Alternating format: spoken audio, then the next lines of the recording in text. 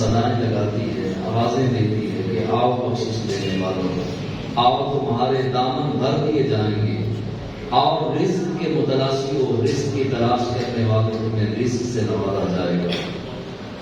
آؤ میری رحمت کو حاصل کرنے والوں، تم پر رحمتوں کے سائبان کر دیے جائیں گے۔ تو آج کی رات اللہ کی رحمت تلاش کرنی ہے، اللہ کے فضل و کرم کی خاص خیرات لے کر اس محفل سے جانا ہے، اپنے دل کے رنگ کو بدل کے یہاں سے جانا ہے، اور نمازوں کا جذبہ، عبادت کا جذبہ، پرہیزگاری کا جذبہ، تقوی کا جذبہ، والدین کی تابعداری کا جذبہ، مخلوق خدا کی خدمت کا جذبہ یہاں سے لے کر جانا ہے۔ اگر کوئی آیا تھا خالی دامن، چلا بھی خالی دامن گیا تو وہ محفل میں آیا ہی نہیں، اور اگر کوئی آیا تھا خالی دامن لیکن اپنی جھولی میں رحمت کا دامن بھر کر، اپنی جھولی رحمت سے بھر کر چلا گیا، تو سمجھ لیجیے اس نے محفل میں آنے کا مقصد پورا کر دیا۔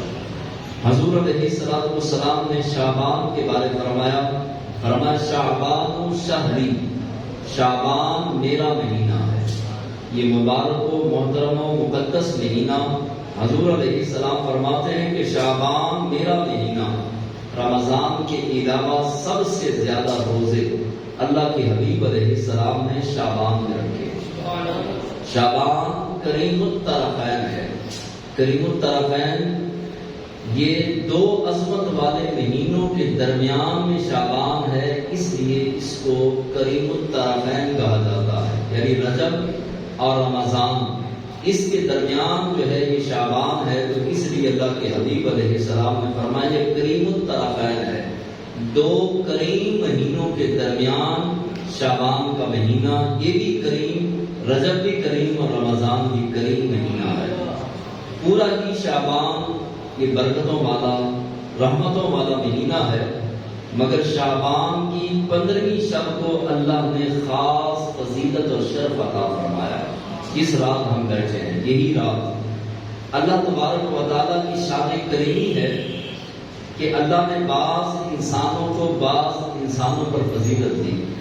جس طرح عام مخلوق میں سب سے زیادہ فضیلت والا عالم ہوتا ہے، اور عالم سے زیادہ فضیلت والا اللہ کا ولی ہوتا ہے جو شریعت مطہرہ کا پابند ہو۔ ولی سے اوپر فضیلت والا باپ، پھر چلتے چلتے انبیاء، پھر رسول، اور خالق کائنات نے اسی طرح درجات رکھے۔ بعض انسانوں سے بعض انسان فضیلت والے، بعض مہینوں سے بعض مہینے فضیلت والے، بعض راتوں سے بعض راتیں فضیلت والی، بعض اوقات سے بعض اوقات فضیلت والے، بعض جگہوں سے بعض جگہ فضیلت والی۔ مثال کے طور پہ یہ بھی مسجد ہے اور مسجد نبوی بھی مسجد ہے، لیکن ساری کائنات کی مسجدوں کو سونے، ہیرے، موتی، جواہرات سے بنا دیا جائے تو مسجد نبوی کے ایک ستون کا مقابلہ بھی نہیں کر سکتا۔ اسی طرح ساری کائنات کے انسانوں کے تقوی، سجدے، عبادتیں، ریاضتیں، تقوی، پرہیزگاری، ہر چیز کو نچوڑ کے رس نکال لیا جائے تو صدیق اکبر کی ساگ کے دال کے مقابلہ بھی ساری کائنات کے انسانوں کی عبادتیں نہیں کر سکتی، عام انسانوں کی۔ اسی طرح خالق کائنات نے بعض راتوں کو بعض راتوں پر فضیلت عطا فرمائی، تو یہ رات فضیلت والی رات ہے۔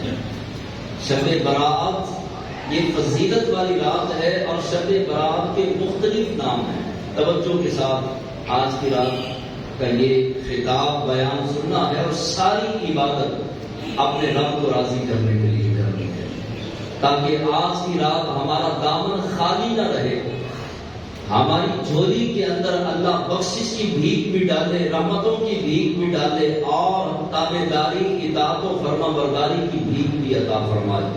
محدثین بیان فرماتے ہیں کہ شب برات یعنی جہنم سے چھٹکارے کی رات۔ شب کا معنی ہوتا ہے رات، اور براءت کا معنی ہوتا ہے شب براءت۔ شب کا معنی رات اور براءت کا معنی چھٹکارا۔ یہ رات چھٹکارے کی رات ہے۔ جو چاہتا ہے کہ جہنم سے چھٹکارا مل جائے، جو چاہتا ہے قبر کے عذاب سے چھٹکارا مل جائے، جو چاہتا ہے دنیا کے غموں سے چھٹکارا مل جائے، آج کی رات وہ اپنے رب کو راضی کرنے میں کامیاب ہو جائے تو اللہ ہر چیز سے چھٹکارا نصیب فرما دے گا۔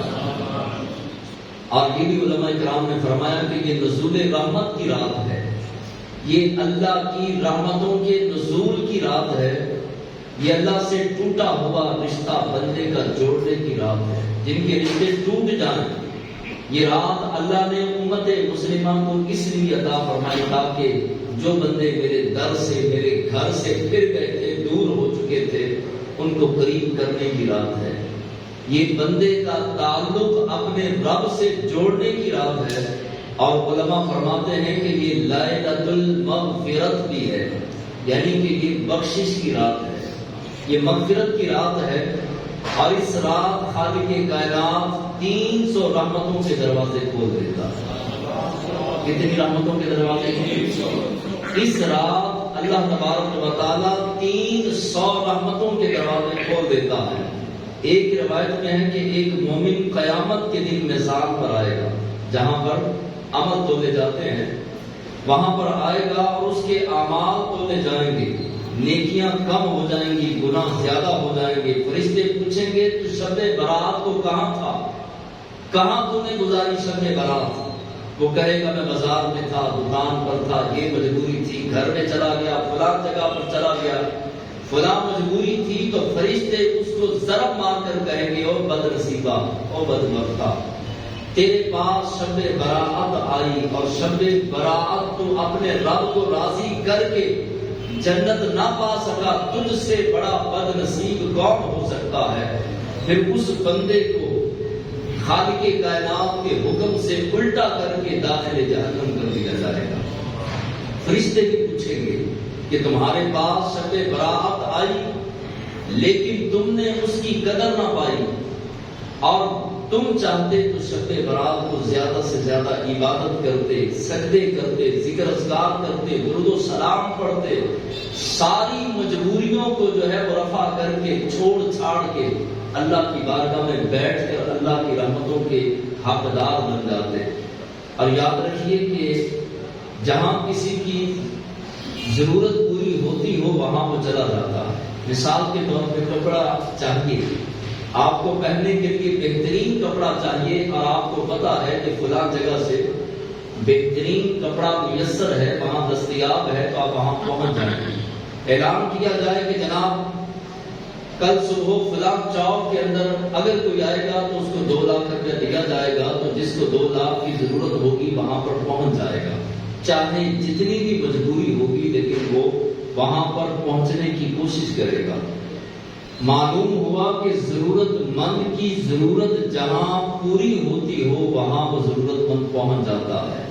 ہمیں ضرورت ہے اللہ کی رحمتوں کی، ہمیں ضرورت ہے بخشش کی، ہمیں ضرورت ہے مغفرت کی، ہمیں ضرورت ہے رب تبارک و تعالیٰ کے کرم کی۔ تو آج کی رات جسے اللہ کی رحمتوں کی ضرورت ہے وہ مسجدوں میں پہنچ چکے ہیں، جسے بخشش کی ضرورت ہے، مغفرت کی ضرورت ہے، جس کو رب کی رضا چاہیے، اللہ تبارک و تعالیٰ راضی ہو جائے یہ چاہیے، وہ اللہ کے گھروں کے اندر پہنچ چکے ہیں اور رب کو منانے کی کوشش میں لگ چکے ہیں۔ ادھر سے بندہ اللہ کے گھر میں آ کے بیٹھ گیا، ادھر سے رب کی رحمت بلا رہی ہے، اور بندے نے یہ نہیں کہا کہ میں نہیں آتا، بلکہ سر شام سے کئی مسجد کے اندر موجود ہیں، اس طلب سے، اس آس سے، اس امید سے کہ ہم اللہ کی رحمتوں کو پانے میں کامیاب ہو جائیں، اس امید سے کہ آج کی رات ہمارا رب جہاں نیکوں کی بخشش فرمائے وہاں ہماری بھی بخشش ہو جائے۔ جسے اللہ کی رحمت کی ضرورت ہوتی ہے، جسے بخشش کی ضرورت ہوتی ہے، جسے خالق کائنات کی رضا کی ضرورت ہوتی ہے، وہ شب برات سجدہ ریزی کرے گا، وہ آنسو بہائے گا، وہ رب کو منانے کی کوشش کرے گا، وہ اپنے دل پر لگے ہوئے گناہوں کے میل کچیل اور گند اور غلاظت کو صاف کرنے کی کوشش کرے گا، اور جسے اللہ کی رحمت کی ضرورت نہیں وہ غافل رہے گا، اور وہ شب برات کی قدر کھو بیٹھے گا، وہ قدر نہیں کرے گا، وہ زبان سے تو نہیں کہہ رہا کہ مجھے اللہ کی رحمتوں کی ضرورت نہیں، بلکہ اس کا عمل بتا رہا ہے کہ آج کی رات بھی اسے اللہ کی رحمتوں کی ضرورت نہیں۔ وہ اپنے کردار سے اپنے عمل سے بتا رہا ہے کہ مجھے کوئی ضرورت نہیں اللہ کی رحمت کی۔ آج بھی آپ دیکھیں گے لوگ پٹاخے پھوڑ رہے ہوں گے، آج بھی گلیوں محلوں بازاروں کے اندر رش ہوگا، حالانکہ آج تو مسجدوں میں رش ہونا چاہیے۔ آج تو اللہ کی رحمت کو پانے کے لیے خانہ خدا میں بیٹھ کر آنسو بہانے چاہیے۔ نہ جانے ہمارے بارے کیا فیصلہ ہونے والا ہے، کیا فیصلہ ہو جائے۔ اگر اسی سال ہماری موت کا فیصلہ ہوتا ہے تو معلوم ہوا کہ ہم اگلی شب برات کو جس کا فیصلہ ہو جائے گا وہ اگلی شب برات کو موجود نہیں ہوگا۔ نہ جانے کتنی نازک رات ہے، آج کی رات کتنی نازک رات ہے، اس کے باوجود آج بھی کئی گناہوں کے اندر مبتلا ہیں۔ کئی بازاروں میں، گھروں میں، آج بھی کئی گھروں کے اندر بیٹھ کر فلمیں، ڈرامے، گانے باجے دیکھ سن رہے ہوں گے، اور چغلیاں، غیبتیں، بہتان بازیاں اور طرح طرح کے غلیظ گناہوں کے اندر امت آج کی رات بھی مبتلا ہوگی۔